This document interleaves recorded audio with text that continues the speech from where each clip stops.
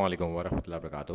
آج ہم بات کریں گے فرض نماز کے حوالے سے، اور یہ اکثر سوال پوچھا جاتا ہے کہ جب فرض نماز شروع ہو جائے تو اس وقت ہم سنت پڑھ سکتے ہیں یا کوئی اور نماز پڑھ سکتے ہیں؟ تو اس کا جواب ہے نہیں پڑھ سکتے۔ اللہ کے رسول صلی اللہ علیہ وسلم کی واضح حدیث موجود ہے، صحیح مسلم کی حدیث ہے 1644، جو کہ آپ کے ڈسپلے پر بھی موجود ہے۔ اللہ کے رسول صلی اللہ علیہ وسلم نے فرمایا کہ جب نماز کے لیے اقامت ہو جائے تو تم فرض نماز کے سوا کوئی اور نماز نہیں، یعنی کہ اس وقت کوئی اور نماز نہیں ہے۔ اب ہوتا کیا ہے، ہم چلتے ہیں فجر کی نماز کے وقت۔ تو جب فجر کی نماز ہم پڑھ رہے ہوتے ہیں اور امام کے پیچھے ہوتے ہیں، تو کچھ لوگ کیا کرتے ہیں کہ پہلے سے ہی سنتیں پڑھ رہے ہوتے ہیں، تو وہ کوئی بھی ان میں سے کوئی شخص ایسا نہیں ہوتا کہ جب فرض نماز کی اقامت ہو رہی ہو تو وہ اپنی نماز کو توڑ کر فرض نماز میں شامل ہو جائے۔ کوئی ایسا نہیں کرتا، اور نہ ہی یہ بات ممبروں سے بتائی جاتی۔ ایک بات۔ دوسری بات، کچھ لوگ آتے ہی جب ہیں جب فرض نماز شروع ہو چکی ہو، اور وہ آ کر فجر کی پہلے 2 سنتیں پڑھتے ہیں، پھر نماز میں داخل ہوتے ہیں۔ وہ واضح اللہ کے رسول صلی اللہ علیہ وسلم کے حکم کی نافرمانی کر رہے ہیں، اس کی مخالفت میں ہیں، اور یہ تمام عمل ان کا مخالفت میں ہے۔ عوام تو دیکھیے بالکل جاہل ہے، جس کو کوئی پتہ نہیں کچھ بھی کسی بھی چیز کا، اور یہ جو لوگ ہیں جو ممبر سنبھالے ہوئے ہیں ان کو پتہ ہے، یہ بتاتے نہیں۔ اصل میں مجرم دونوں ہی ہیں۔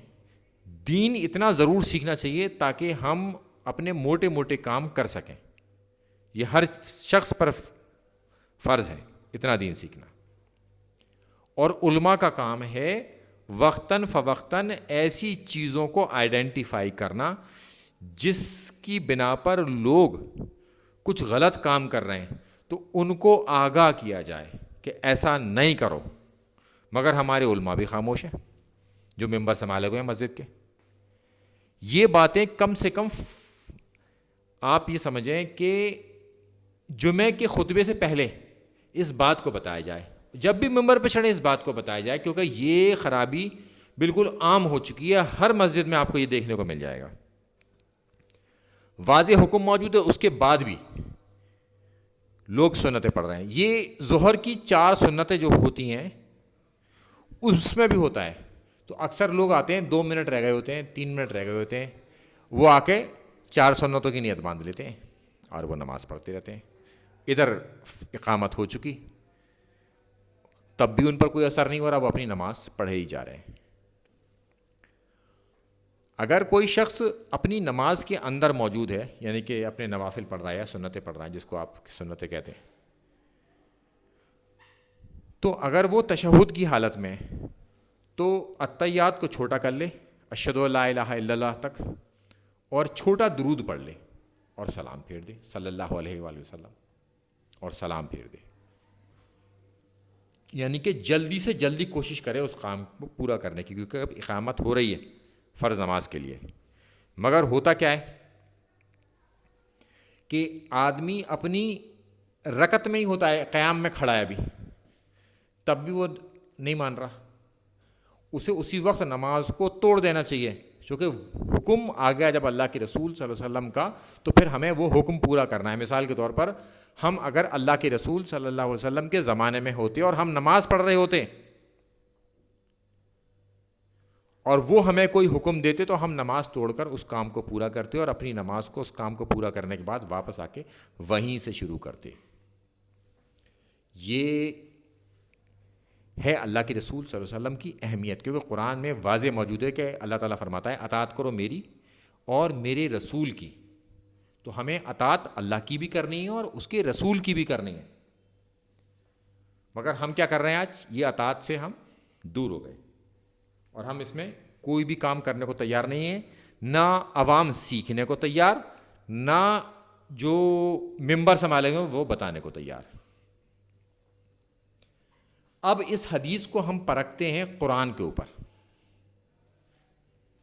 کہ قرآن میں اللہ تعالیٰ فرماتا ہے، ابھی اللہ کا حکم آ گیا کہ جب قرآن تمہارے سامنے پڑھا جائے تو تم اسے توجہ سے سنو اور خاموش رہو.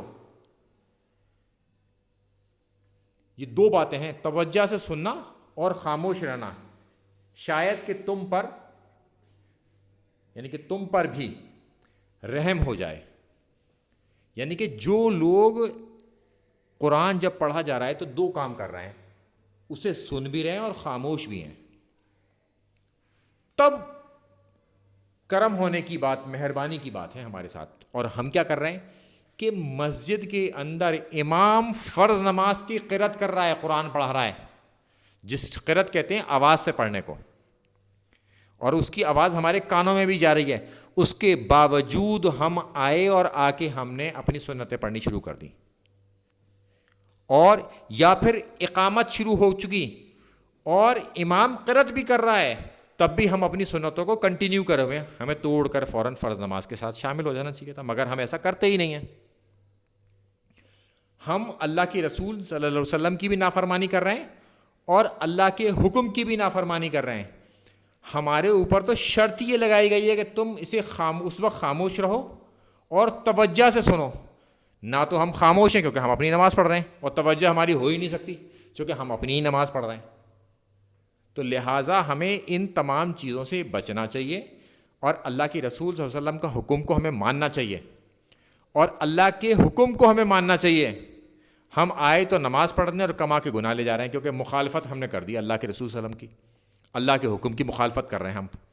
اور اکثر یہ فجر کی سنتوں کے بارے میں دیکھا گیا، ہم واضح کھلا روز ہم اللہ کی مخالفت کر رہے ہیں. وہ کہہ رہا ہے کہ تم تب خاموش رہو اور توجہ سے سنو، مگر ہم نہ سن رہے نہ خاموش ہیں، ہم اپنی نماز پڑھے جا رہے ہیں. بس اللہ رحم کرے ہمارے اوپر کہ ہم کیا کر رہے ہیں. اچھا، اب یہ ہمارا کام کیا ہے، ایک عوام کا، ایک عام آدمی کا؟ وہ اس کا یہ کام ہے کہ یہ دلیل جو میں آپ کے سامنے ڈسپلے پہ لگا رہا ہوں اور یہ دلیلیں آپ کو ڈسکرپشن باکس میں بھی مل جائیں گی، یہ کم سے کم عوام کو دکھانا اور علماء کو دکھانا اور انہوں اس بات پر قائل کرنا کہ مہربانی کر کے ممبروں سے بیان کرو، اسے مخالفت ہو رہی ہے اللہ کی، اللہ کے رسول صلی اللہ علیہ وسلم کی مخالفت ہو رہی ہے، اور ہر روز ہو رہی ہے، ہر فجر میں ہو رہی ہے، ہر ظہر میں ہو رہی ہے. بس اللہ رحم کرے ہمارے اوپر. ہمیں اپنی طرف سے پوری کوشش کرنی ہے، اس بات کو آگے پہنچانا ہے. ماننا نہ ماننا جس کو ہم بات پہنچا رہے ہیں اس کا کام ہے، چونکہ اگر اس کے حصے میں ہدایت لکھی ہے اللہ تعالیٰ نے تو پھر وہ مانے گا، اور اس کے حصے میں ہدایت نہیں لکھی تو پھر وہ ایسے ہی گمراہ مر جائے گا. اور وہ واضح حدیث آنے کے بعد، کھلی ہوئی قرآن کی آیت آنے کے بعد بھی وہ اپنے عمل سے اس بات کا انکار کرتا رہے گا. تو بس ہمارا کام آگے بڑھانے کا ہے. ہم کوئی دروغہ نہیں ہے، زبردستی نہیں کر سکتے، مگر ہاں بات ہمیں پہنچانی ہے آگے تک. السلام علیکم ورحمۃ اللہ وبرکاتہ.